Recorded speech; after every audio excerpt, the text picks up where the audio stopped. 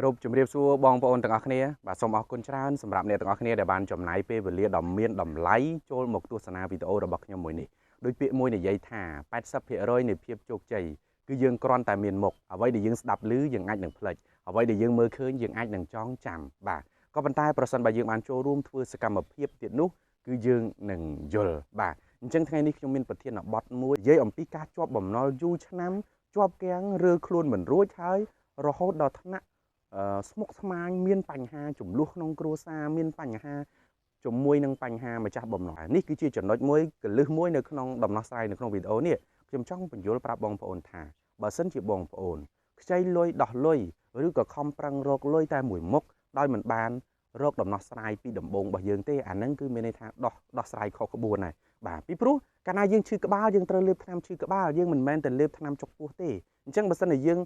ជំពាក់គេយកលុយបំណុលរបស់គេយកមកចាយអស់បាត់ទៅហើយយើងមិនបានរកដំណោះស្រាយកន្លែងនេះហើយយើងចេះតែខំប្រឹងដោយខុសរបៀបឬក៏ទៅខ្ចីបំណុលគេថែមអានឹងហើយគេហៅថាលេបថ្នាំខុសជំងឺបាទអញ្ចឹងអ្វីដែលខ្ញុំអាចជួយបងប្អូនបានគឺខ្ញុំលើកទឹកចិត្តឲ្យបងប្អូន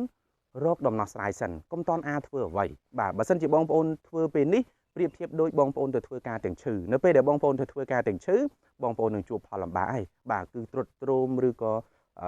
រីកជំងឺនោះទៅដល់រាងកាយរបស់យើងនេះគឺជា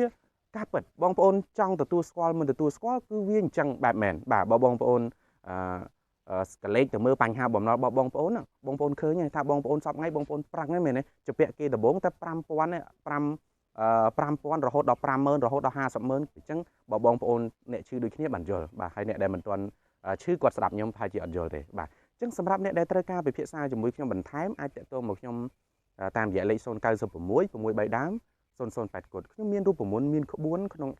ការដោះស្រាយខ្ញុំអាចជួយបងប្អូនបានបើបងប្អូនត្រូវការហើយតាក់ទងមកលើនេះយើងមានតម្លៃពិសេសតម្លៃពេញ$99ហើយវគ្គសិក្សាមួយនឹងខ្ញុំផ្ដល់ជូនអ្នកដែលមានបញ្ហាពិតប្រាកដត្រូវការនៅក្នុងថ្ងៃនេះខ្ញុំលក់ជូនត្រឹមតែ$29ទេបាទចំនួនរបស់ខ្ញុំមានកំណត់បងប្អូនតាក់ទងមកលើបានទទួលបានតម្លៃពិសេសមួយនេះបាទអរគុណច្រើនចឹងជម្រាបលាសម្រាប់ខ្ញុំមានសវុតថ្ងៃនេះខ្ញុំសូមចែករំលែកប៉ុណ្ណេះរឿងបំណុលគឺខ្ញុំអាចជួយបានបាទ